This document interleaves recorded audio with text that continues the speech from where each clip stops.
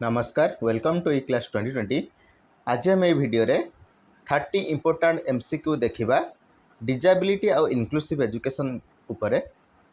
ये वीडियोटी आपन को special OTT OTT OSSTET CTET BEd CT आउ अदर टीचिंग एग्जाम्स निहाती भाव में हेल्पफुल रहिबो।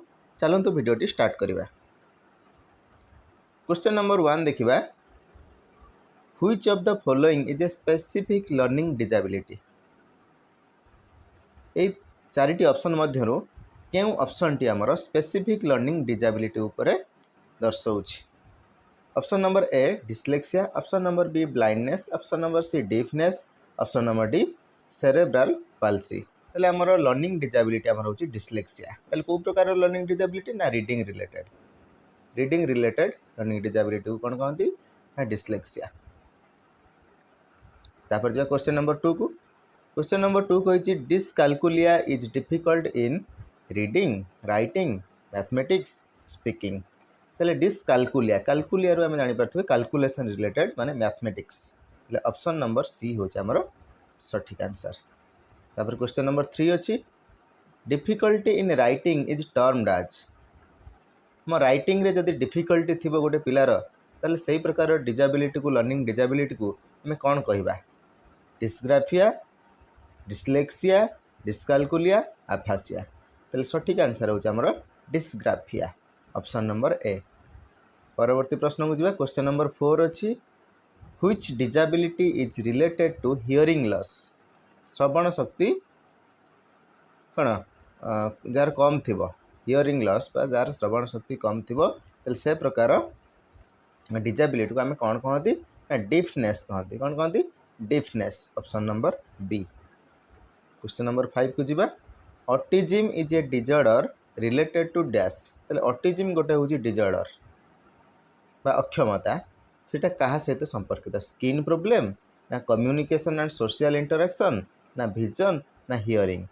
हमर राइट आंसर होची कम्युनिकेशन एंड सोशल इंटरेक्शन। से पिलाटी सामाजिक कोन जो संपर्क आ कम्युनिकेशन बा जोगाजोग से कौन असुविधा तार सृष्टि होतो। ताले कम्युनिकेशन आ सोशल इंटरेक्शन रे तार डिसऑर्डर थिले ताको आमे कोन कहबा ना ऑटिज्म कहबा। कोन कहबा? ऑटिज्म। तापरे 6 Braille is used by hearing impaired, visual impaired, speech impaired ना ऑर्थोपेडिक इम्पेयर्ड। ताले ब्रेल लिपि हमर विजुअल इम्पेयर्ड माने जो माने दृष्टिहीन, जो माने सब दृष्टिहीन ताको पय आमे ब्रेल व्यवहार करंती। ताले question number B sir question number 6 रो हमर बी होची राइट आंसर। तापर क्वेश्चन नंबर 7 अछि aphasia is a disorder of vision language and speech hearing movement. तले एफासिया टा गोटे डिसऑर्डर कहार ना लैंग्वेज और स्पीच रो, भाषा आउ स्पीच। स्पीच माने कोन? कथावार्ता करबा जो सेटा को स्पीच कह जाय छै। स्पीच माने स्पीच दबा नु कथावार्ता, कथावार्ता रे असुविधा हले ताले सेटा कह जाय। Which of the following is not a disability. कोटा गोटे अक्षमता नुहे बा भिन्नक्षमता नुहे।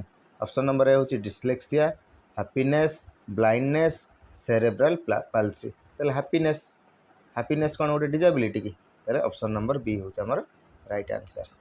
तब क्वेश्चन नंबर 9 को जिबा। क्वेश्चन नंबर 9 कहिची children with cerebral palsy suffer from problems in. ताले जो पिला को सेरेब्रल पाल्सी हेतो ताले तार कोन सब असुविधा देखा दउथबो? Option number A muscular coordination, vision, hearing, reading. ताले जार सेरेब्रल पाल्सी थिबो तार मस्कुलर कोऑर्डिनेशन होतो माने मांसपेशी रे तार अक्षमता थिबो। तापर क्वेश्चन नंबर 10। क्वेश्चन नंबर 10 कहिची the RPWD act in India came into force in 2016। ताले 2016 रे हमर आरपीडब्ल्यूडी एक्ट आस्तिला। ताले आरपीडब्ल्यूडी एक्ट रो पूरा नाम कोन ना right of person with disability. Right of persons with disability सेटा होची कोन आरपीडब्ल्यूडी एक्ट। एटा केबे आस्तिला कार्यकारी हेतिला ना 2016 रे कार्यकारी हेतिला। 11 नंबर प्रश्न को जिबा। 11 नंबर प्रश्न कहिची द पर्सन्स विथ डिजाबिलिटी माने PWD act was passed in India in 1995। তাহলে RPWD एक्ट हूँ RPWD एक्ट हूँ आमर 2016 किंतु PWD एक्ट यहाँ हूँ आमर 1995 बुझेगा। तापर जी परवर्ती प्रश्न क्वेश्चन नंबर 12 को IEP स्टैंड्स फॉर ताहले IEP रो पूरा नाम कौन। IEP रो पूरा नाम हूँ individualised education plan individualised education plan. तापर क्वेश्चन नंबर 13 कही इनक्लूसिव एजुकेशन मीन्स अंतर्निवेशी शिक्षा बा इनक्लूसिव एजुकेशन अर्थ कौन। इनक्लूसिव एजुकेशन अर्थ हूँ normal and disabled children learning together साधारण पिला और भिन्नक्षम पिला एकाठी पाठ पढ़ा को आम कौन कहबा ना अंतर्निवेशी शिक्षा बा इनक्लूसिव एजुकेशन। हेले ऑप्शन नंबर सी हूँ आमर सठिक उत्तर। तापर क्वेश्चन नंबर 14 कहती Salamanca declaration 1994 is related to child rights ना। Question number B option number B inclusive education teacher training higher education reforms. ताहले आमर सालामांका हूँ आमर इनक्लूसिव एजुकेशन सहित संपर्कित ऑप्शन नंबर बी हूँ सठिक उत्तर। क्वेश्चन नंबर 15 अच्छी Gardner is best known for his theory of Gardner कौ थियोरी मल्टीपल इंटेलिजेंस थियोरी कौन option number B multiple intelligence theory. तापर 16 speech therapy is most helpful for dyslexia speech disorder blindness epilepsy. ताहले आमर speech therapy क्या दबा ना jar speech disorder थी कथा कहबार जार समस्या थी ताहले ऑप्शन नंबर बी हूँ आमर सठिक उत्तर।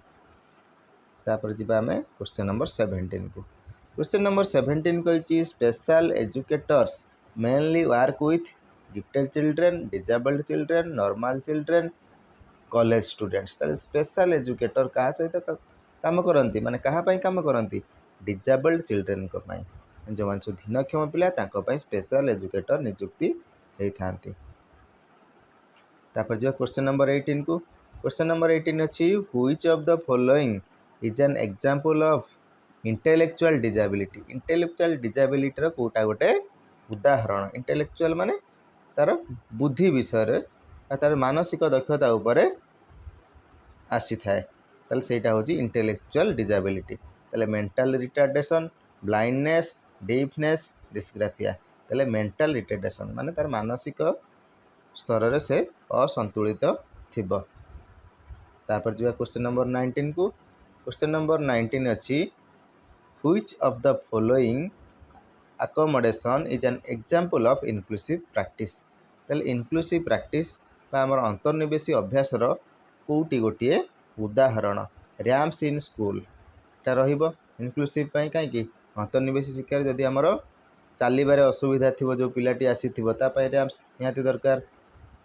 मोर होमवर्क ताले इनक्लूसिव प्रैक्टिस आमर मोर होमवर्क किसी आवश्यक ना एक्स्ट्रा एग्जाम किसी आवश्यक ना segregation of disabled students segregation माने कौन अलग करवा जो डिजेबल्ड स्टूडेंट्स अलग करके बसैबा अलग रखा सेटा हूँ कौन सेग्रीगेशन ऑफ डिजेबल्ड स्टूडेंट्स। ताले आमर देछि कोटा गोटे एग्जांपल इनक्लूसिव प्रैक्टिस ताले रैम्स इन स्कूल स्कूल जब आम रैम्प करवा ताले आमर डिजेबल्ड पिला बहुत भल हम ताले सपोर्ट हम ताले यहाँ हूँ गोटे एग्जांपल। तापर IDEA बा आइडिया एक्ट जोटा कि आमर USA United States of America is related to education of children with disabilities higher education reforms teacher education school management. ताले जो IDEA यहाँ हूँ आपणकर education of children with disabilities option number A हूँ सठिक उत्तर। तापर क्वेश्चन नंबर 21 देखिए learning disabilities in reading is known आज मु फास्ट प्रश्न आलोचना करी से कही कौन डिस्लेक्सिया डिस्लेक्सिया का माने कौन थी तार समस्या कौन थी रीडिंग रे रीडिंग रे बा पठन रे जदि तार समस्या थी सेटा आम कौन कह डिस्लेक्सिया ताले आमर ऑप्शन नंबर बी हम सठिक उत्तर। तापर 22 म्यूटिज्म मीन्स हूँ म्यूट म्यूट रू आम कौन जापर तमें कथा किसी कहीपर ना कौन कहती म्यूटिज्म इनएबिलिटी टू हियर ना इनएबिलिटी टू स्पीक ना इनएबिलिटी टू सी ना इनएबिलिटी टू राइट ताले म्यूटिज्म हूँ इनएबिलिटी टू स्पीक कथा कहीपर न ताहले ऑप्शन नंबर बी होची राइट आंसर। तापर question number 23 which disorder is related to hyperactivity एक्टिविटी। ताहले हाइपर एक्टिविटी सहित को डिसऑर्डर टी संपर्कित एडीएचडी ऑटिज्म ब्लाइंडनेस डीफनेस। ताहले हमर एडीएचडी होची हमर का सहित संपर्कित ना हाइपर एक्टिविटी सहित संपर्कित केमिति ना एडीएचडी पूरा नाम होची attention deficit hyperactivity disorder. एई जो हमर एडीएचडी एई फुल फॉर्म टी प्राय एग्जाम रे पचारे आपण दया करी मन रखिबे। ए रे होची अटेंशन, डी रे होची डेफिसिट, हाई रे होची हाइपर एक्टिविटी, डी रे होची डिसऑर्डर। એટલે attention deficit hyperactivity disorder एटा होची हमर एडीएचडी रो फुल फॉर्म। तापर जिबा 24 क्वेश्चन नंबर 24 को sign language is used for. Sign language माने हम सांकेतिक भाषा कहा पय व्यवहार करिवा जे सुनी पारु नथिबो ता पय हम व्यवहार करिवा। ताले ऑप्शन नंबर बी होची हियरिंग इंपेयर्ड चिल्ड्रन। ए देछि blind children, dyslexia children. Dyslexia तो हम जानिले रीडिंग इश्यू जार थिबो ताले हम ताकू साइन लैंग्वेज जणले कोन हबो कोन पढि परिबो कि पढि परिबन। गिफ्टेड चिल्ड्रन मध्ये हबो नाही। ताले हमर हियरिंग इंपेयर्ड चिल्ड्रन माने श्रवण रे जहार भिन्नक्षम थिबो बा श्रवण बाधित पिला को हमें साइन लैंग्वेज व्यवहार करिवा। तापर which of the following is a neurological disorder माने स्नायुगत समस्या थिबा डिसऑर्डर बा भिन्नक्षमता कोटा। ऑप्शन नंबर ए देछि epilepsy dyslexia, option number C देछि म्यूटिज्म, ऑप्शन नंबर डी देछि ब्लाइंडनेस। ताले हमर एपिलेप्सी ऑप्शन नंबर ए होछि हमर राइट आंसर। एपिलेप्सी होछि हमर न्यूरोलॉजिकल डिसऑर्डर स्नायुगत समस्या थिले हम ताको कहबा कोन एपिलेप्सी। तापर जो आइडिया हमें पढ़ी आसले आईडीईए से आइडिया रो पूरा नामटी कोन जानिबा जोटा कि हमर यूएसए रे हितला। आइडिया रो पूरा नाम हमर होछि एठी हम देखिदबा आइडिया रो पूरा नाम individual with disabilities education act. ताले आई रो पूरा नाम आई रो होछि इंडिविजुअल विथ लागि गला। तापर डी रे होछि डिसेबिलिटीज, ई रे होछि एजुकेशन, ए रे होछि एक्ट। ताले एटा होछि आइडिया। ताले ए एक्ट टा कोन ना IDEA act is a US law माने यूनाइटेड स्टेट्स बा अमेरिका रो होछि गोटे नियम that protects the rights of children with disabilities and ensures equal access to education.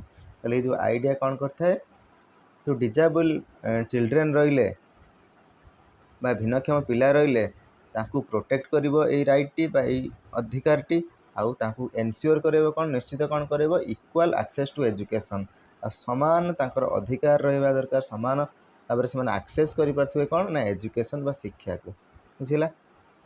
ताले हम से क्वेश्चन टी देखिबा आइडिया एनश्योर। ताले आइडिया कोन एनश्योर करथाय ना free and appropriate education for disabled children हला मागणा आउ एप्रोप्रिएट माने सठिक शिक्षा से पाइबा दरकार वन सब डिसेबल्ड चिल्ड्रन। ताले एटा होची आइडिया एनश्योर बा निश्चित करई थाए।